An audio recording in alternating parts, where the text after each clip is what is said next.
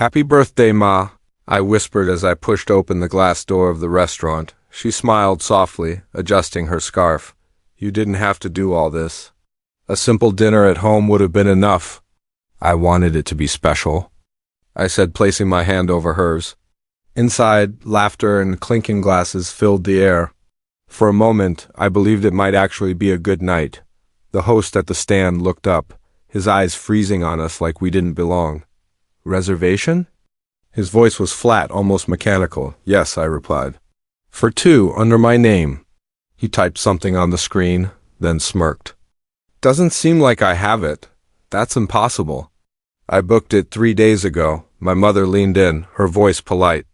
Maybe check again? It's a birthday dinner? The host's smirk widened. I don't think you understand. We don't serve people like you here. The words cut me open. For a moment, I thought I misheard. My mother blinked, her lips parting in disbelief. Excuse me? You heard me, he said, lowering his voice, but not enough. This establishment has standards. You might be more comfortable elsewhere. Heat rose in my chest. We made a reservation. We're paying customers. What exactly is the problem? He leaned forward slightly. The problem is this restaurant isn't for everyone. My mother tried to calm the storm building inside me. Please, she said, her voice trembling. It's just a dinner. A table for two, that's all we're asking. The host tilted his head toward the dining room. Every table is reserved. You'll have to leave. I glanced around. Half. The tables were empty, but diners were watching us now, whispers threading through the air. Reserved? I spat. For who? Ghosts? A man in a suit approached the manager. His voice carried authority, but also the same venom. Is there a problem here? Yes, I said firmly. Your host refuses to seat us even though we have a reservation. The manager folded his arms. Reservations can be canceled. Things happen, not without notice, and I got no call, no message. He looked me up and down like I was dirt under his shoe. Look, son, don't make a scene. You people should. Just find someplace else. My stomach twisted. You people. The phrase echoed in my head, sharp and poisonous. I stepped closer, lowering my voice so only he could hear. Say it plain.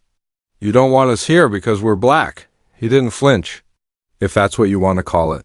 My mother gripped my arm. Please, let's just go.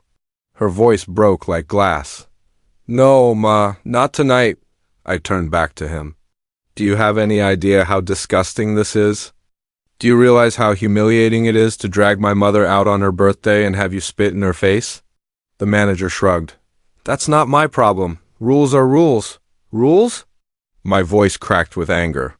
The rule that says we don't count as human beings? Conversations around us had died. Eyes stared, but mouths stayed closed. Nobody stepped in. Nobody said a word. My mother tugged at me, whispering, Stop, they'll only make it worse. I looked at her, her eyes heavy with years of swallowed pain. She didn't want a fight. She wanted peace, dignity, even in humiliation. For a moment I wanted to explode, to break the silence, to make them all choke on their indifference. But then I saw her trembling hand. I swallowed hard. You'll regret this, I muttered. Voice shaking. The manager smiled like he'd won. Doubt it. Now leave before I call security. I wrapped my arm around my mother's shoulders. Her silence was louder than any scream. My heart pounded as we walked past the stairs, past the whispers, out into the night. The door shut behind us, but the sting stayed inside me. Burning. The car was silent except for the hum of the engine. I gripped the wheel tighter than I should.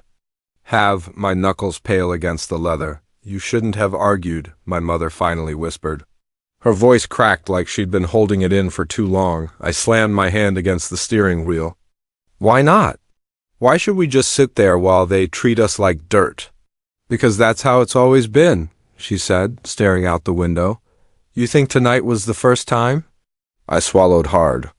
It's not about firsts. It's about how it keeps happening. Every damn time, Ma. Her eyes didn't move from the passing streetlights. When I was your age, I applied for a job at a department store. They smiled at me, told me I looked sharp, then they handed my application back and said, We're not hiring your kind. I shook my head. That was decades ago. It shouldn't still be like this. She turned to me, her face lined with years of stories she'd never wanted to tell. But it is. Doors slammed, tables denied. Apartments suddenly rented out. I learned to stop fighting because every fight just carved another scar. Then why did you tell me to stop? My voice rose before I could catch it. Why keep swallowing it down when you know it's wrong? Her voice trembled, but her words cut sharp. Because I wanted you to live easier than I did. I didn't want you carrying my battles, too. I let the silence sit for a moment, but the anger inside me wouldn't settle. Easier? You think staying quiet makes it easier? All it does is let them win. Every time you sit down, every time you walk away, you're telling them they were right to push us out. She flinched like my words hit her harder than I intended. You think I don't know that? She pressed her hands together tightly. You think I don't go home at night and replay every insult, every humiliation, and wonder if I killed a part of myself just to survive? My chest burned. I didn't know whether to apologize or shout louder. Instead, I muttered, "It's not fair." "No," she said, softer now. "It's never been fair." The car filled with her memories as much as my anger. I could feel them pressing down on us, the things she'd never said, the weight she'd carried alone. She sighed, voice breaking again. You wanted tonight to be a celebration. You don't know how many birthdays I've sat through pretending to smile while feeling unwelcome everywhere I went. Even today, nothing's changed. I can't tell you how many times a birthday candle has felt like a reminder that I don't belong. Her words hollowed me out. I tightened my grip on the wheel and forced my voice steady. Then I'll change it. I swear to you, Ma, it won't always be this way. Not for you, not for me, not for anyone after us. She looked at me, tears shining. You're just one man is enough to start. For a moment she said nothing. Only the faint sound of her breath filled the space between us. Then she whispered, almost too soft to hear, Don't let this world turn you bitter. I didn't answer. I couldn't. My silence hardened into something sharper than rage. Something I knew I'd carry until I broke the cycle she'd lived her whole life. I pulled the car over, my hands shaking more from fury than from the wheel. My mother sat silent beside me, her face turned to the window, her pain too deep to touch right now. I grabbed my phone and stepped out into the night. I dialed. He picked. Up on the second ring. It happened again, I said, my voice clipped. There was a pause. What do you mean, again? I let the silence stretch just long enough for him to know it was bad. Restaurant, tonight, they told us, word for word, we don't serve people like you. Jesus? His voice cracked through the speaker. What did you do? I exhaled sharp. I walked out. But I'm not done. What do you mean you're not done? I pressed my fist against my forehead, grounding myself. That restaurant? By the end of tonight, it's mine. The line went dead quiet before he finally burst. You can't be serious. You're talking about taking over a business because some idiot host mouthed off. I clenched my jaw. Not some idiot host, a whole system. A building full of people who watched my mother be humiliated on her birthday and said nothing. That's not ownership, that's vengeance. I let his words hang in the air, but the fire in my chest demanded voice. No, vengeance would be burning the place to the ground. This is dignity, he sighed hard. Talk to me straight. How would you even pull this off? I started pacing along the curb, headlights streaking past. Remember the deal. With Harrison Foods? When they swore they wouldn't sell distribution to anyone who looked like me. We bought them out within the year. Do you remember the looks on their faces in the boardroom when I walked in? A pause, then a reluctant chuckle. I remember. And you remember McKinley's? The club that banned half our employees under their dress code? You said it was impossible to break into that market. I proved it wasn't, he groaned. I remember. Damn it, I do. I stopped walking and pressed the phone tighter against my ear. This isn't about business strategy anymore. This is about every night my mother's walked away quiet. Every insult I swallowed so she wouldn't see me break. Every door slammed in her face and mine. If we have the means to buy that place, we're taking it. You sound like you've already decided. I have. Another stretch of silence. I could hear him breathing, Could almost feel him weighing my rage against reason. Finally, he spoke. I'm with you, but you need to be clear on what this means. It won't erase tonight. It won't take away the years. My throat tightened. I know. But for once, I want her to see them bow their heads when she walks in. Just once. He exhaled slow, like he was surrendering. All right. Then tell me what you need. I closed my eyes. For the first time tonight, I let the thought settle, not revenge, not just anger, but a plan. Call the attorneys. Call the investors. I don't care what time it is. By the time the sun rises, that restaurant will never again decide who's human enough to sit down and eat. There was no hesitation in his voice now. Consider it done. I lowered the phone, staring at the dark sky above me. My chest ached, my blood still hot. But beneath it all, a new resolve had already hardened. This wasn't about hunger anymore. This was about dignity. And dignity, I swore, would be served. The phone burned hot against my ear. I didn't give myself a chance to cool. Down I went straight to work. Can it be done tonight? I demanded. The attorney on the line hesitated.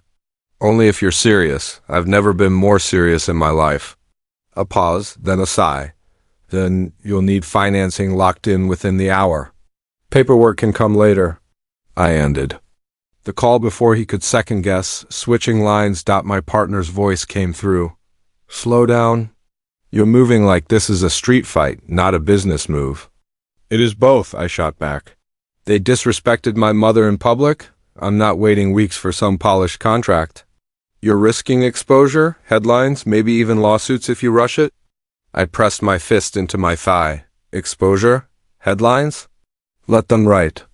Let them see what happens when we stop swallowing humiliation. Silence. Then, all right, tell me what role you want me to play. Get the bankers ready. We'll need cash liquid tonight. I switched calls again. Liquidity that size? This fast? The banker repeated, disbelief sharp in his tone. It's possible, but reckless. I don't care if it's reckless, I snapped. I care if it's ready. Another pause, then a lowered voice. Your reputation buys you one favor this large. One. If you don't close this deal tonight, you'll owe me a storm. Consider it closed, I said, and hung up. My chest throbbed from the adrenaline. One move left. Hardest, I dialed the restaurant's number, demanded the owner directly. It took 10 long rings before a tired, gruff voice answered. This is Howard. Howard, you're drowning, I said flatly, a sharp intake of breath. Who is this? The man about to save you. Or let you sink. He coughed a bitter laugh. Save me? You don't even know. I know your debt, Howard. I know your suppliers are tightening the noose. And I know the people working for you tonight aren't helping you climb out of it.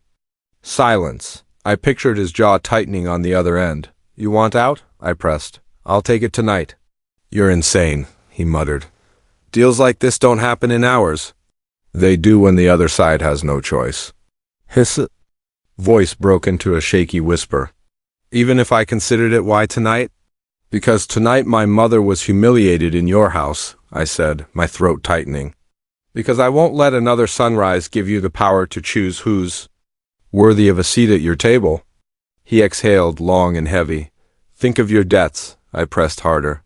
Think of your freedom.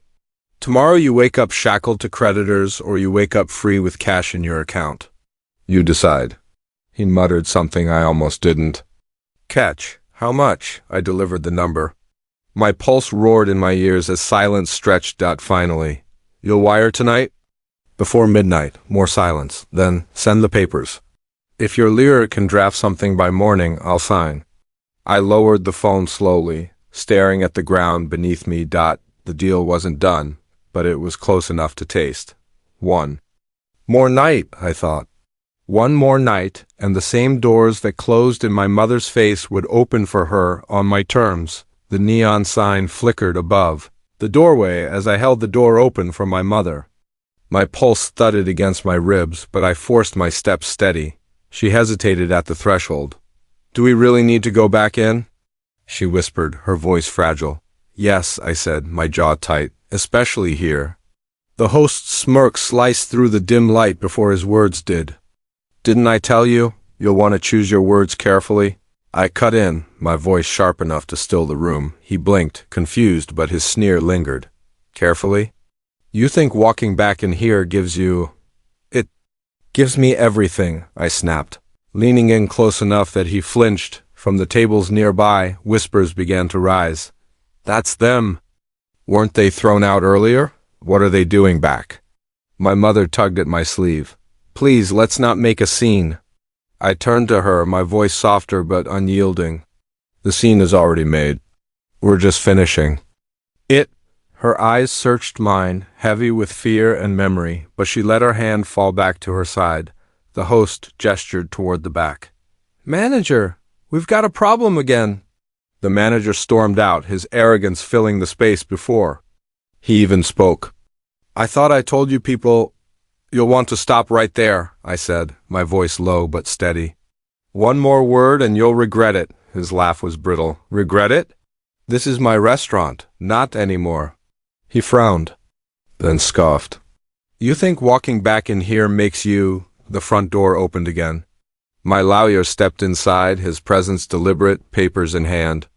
The shuffle of legal documents against the silence of the dining room was louder than any shout. The manager's face paled. What is this? My lawyer spoke evenly.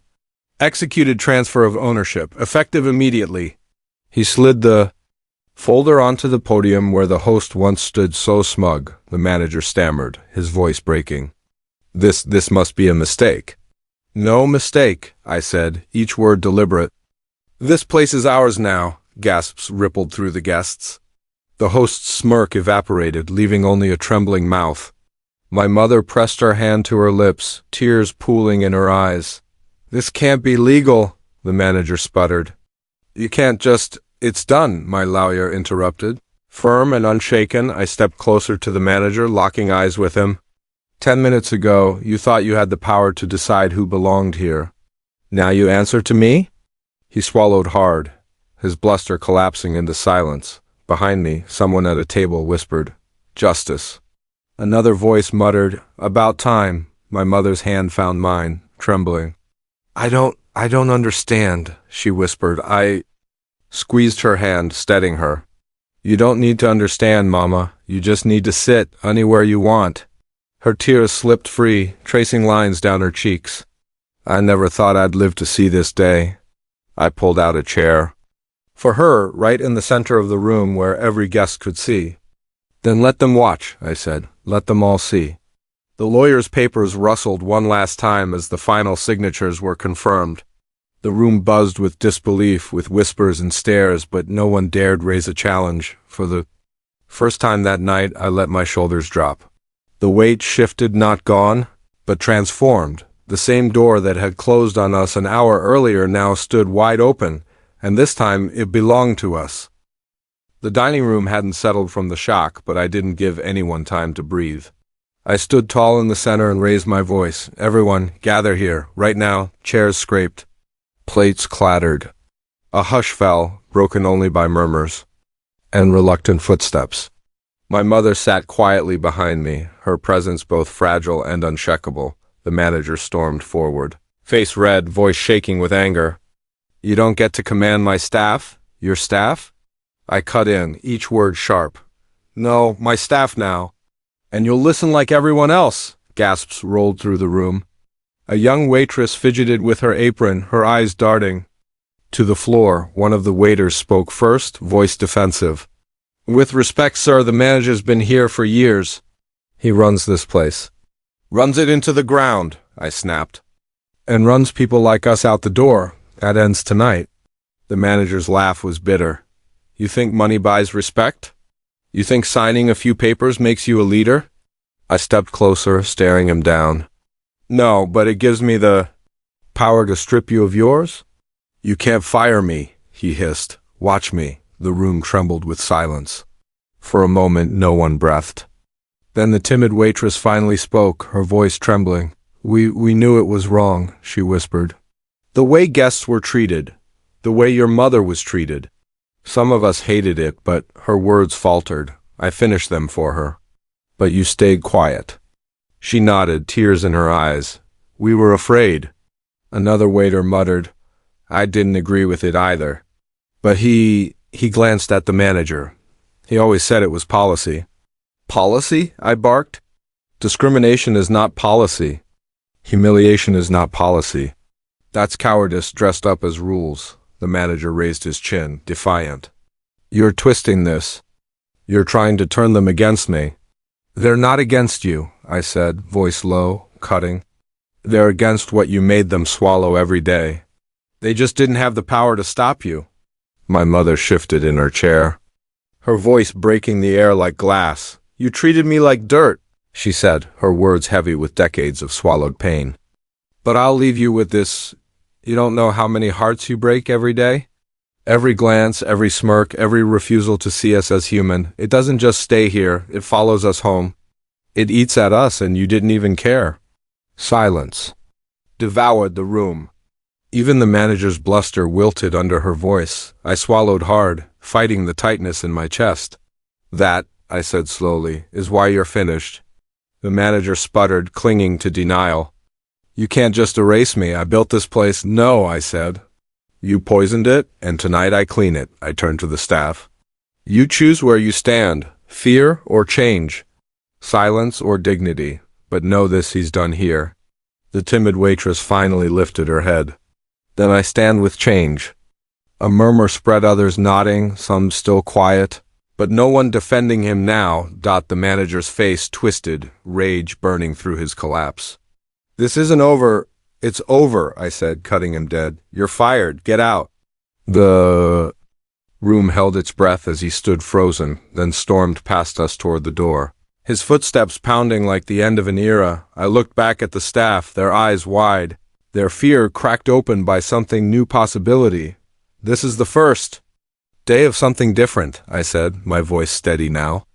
And it starts with dignity for everyone. Behind me, my mother exhaled. And for the first time that night, I felt the room breathe with her. The cameras found me before I found my breath. Phones raised, red recording lights blinking. Reporters swarmed like bees smelling sugar and blood. Is it true? One shouted, shoving a mic toward me. Did you really buy this place? Another pressed. How did this happen so fast? I lifted my hand. You want answers? You'll have them. But listen closely, because this isn't just about me. The manager broke through the crowd, sweat beading down his face. His voice cracked, loud enough for all to hear. Don't ruin me, please. I gave years to this place. Don't take everything from me. My chest burned, not from anger anymore, but from the weight of all the years people like him thought they owned us. I stepped closer, my voice steady. You ruined yourself, I said, not raising my tone but letting each word slice. The moment you believed we weren't human. The moment you chose to humiliate instead of serve. The moment you thought dignity was optional, something only reserved for certain skin. Whispers rippled. I caught fragments. Damn, he said it straight. About time someone called this out. This is crazy, he owns it now? The manager's eyes darted, desperate, pleading. I didn't mean it wasn't personal. Not personal? I barked a bitter laugh. You looked my mother in the eye, denied her a seat, and made her feel small in front of strangers. If that's not personal, then what is it? My mother rose slowly, her voice quiet but cutting through the noise like a blade. I only wanted dinner, she said, calm as stone. You gave me humiliation instead. My son gave me justice. The room froze around her words. Reporters stopped scribbling. Guests stopped whispering. Even the clatter of dishes from the kitchen went silent. She didn't gloat. She didn't smile. She just stood there, dignity restored. And for a moment I saw every wound she'd carried being stitched by her own strength. One reporter broke the stillness. Do you plan to keep the restaurant open? Yes, I said, turning to the crowd, but different. This place won't survive on food alone, it will stand on respect. Everyone who walks through those doors will be seen, no matter who they are. That's the foundation now. Applause burst from one corner, hesitant at first, then louder, joined by clapping from scattered tables. Some guests just shook their heads, disbelief etched on their faces. A man near the back muttered, "Worlds upside down." I looked directly at him. No, it's finally right side up. The manager dropped to a whisper, broken and trembling. You can't end me like this. You don't know what this will do to me. I don't need to end you, I replied coldly. You did that yourself when you decided who was worthy of being treated like a person. Reporters scribbled faster. Guests murmured louder. Phones kept rolling, the truth captured and carried beyond those walls. My mother placed her hand on my arm, steady and sure. Enough, she said softly. You've spoken, they've heard, let's not drag it further. Her restraint humbled me. She wasn't after revenge, she was after dignity. I turned back to the crowd. This isn't about tearing one man down. It's about lifting something greater. Remember this night, not because of who fell, but because of what rose. The applause that followed wasn't unanimous, but it was undeniable. And as I stood there, my mother's hand on my arm, I knew the reckoning wasn't mine alone. It belonged to everyone who'd ever been told they didn't belong. The house was still when we walked in. No reporters, no stares. Just silence and the faint smell of the cake I'd picked up earlier. Sitting on the counter untouched, we sat at the table without speaking at first.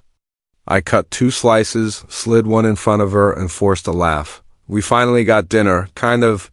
She shook her head, a small smile tugging her lips. Not quite what I had in mind. Better cake, though, I said, picking up my fork. And better company. For a moment, the room softened. But I saw the weight in her eyes, the heaviness that no applause or victory could erase. She put her fork down. I didn't want you to carry my burdens. Her voice cracked on the word. The burdens. My chest tightened. They're mine too, I said, sharper than I intended.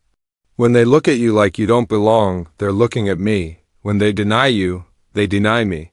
I can't pretend I'm separate from that. Her hands folded, trembling just slightly. I tried to shield you from that ugliness. I thought if I held it, you wouldn't have to. You can't shield me from something that's already in my skin, I whispered. I've carried it since the first time a teacher praised the white kid for saying the same answer I gave. Since the first time security followed me around a store. You didn't give me this weight, the world did. And I'd rather carry it with you than pretend it's not there. She stared at me, her eyes glassy but strong. And now you've taken that weight and turned it into power. But tell me, she leaned closer, searching my face. Does power change anything? I froze, the cake in front of me blurred. It only matters if we use it right, I said slowly. Power can build or destroy. It can be revenge or it can be justice. What we did tonight, it wasn't about humiliating him. It was about proving we belonged. About making sure the next time a black mother walks into that place, she isn't turned away. She nodded, but her voice was low, careful. Justice isn't always victory. Sometimes it's just survival. Sometimes it's a seat at the table. You've claimed more than a seat, you've claimed the whole room. That's rare, dangerous even. I met her gaze. I'm not afraid of dangerous. Her hand reached across the table, warm against mine. Then promise me something, anything. Use it to open doors, not close them. The words hit harder than any cheer or headline. They echoed in me, circling, rooting deep. I wanted to say something back. Something profound, but all I managed was a quiet, I will. We ate in silence after that, the clink of forks the only sound. The sweetness of the cake felt heavy, almost bitter on my tongue, as I watched her. The thought kept pulsing in my mind. Tonight we claimed justice. But justice wasn't an ending, it was a beginning, and the deeper fight was waiting.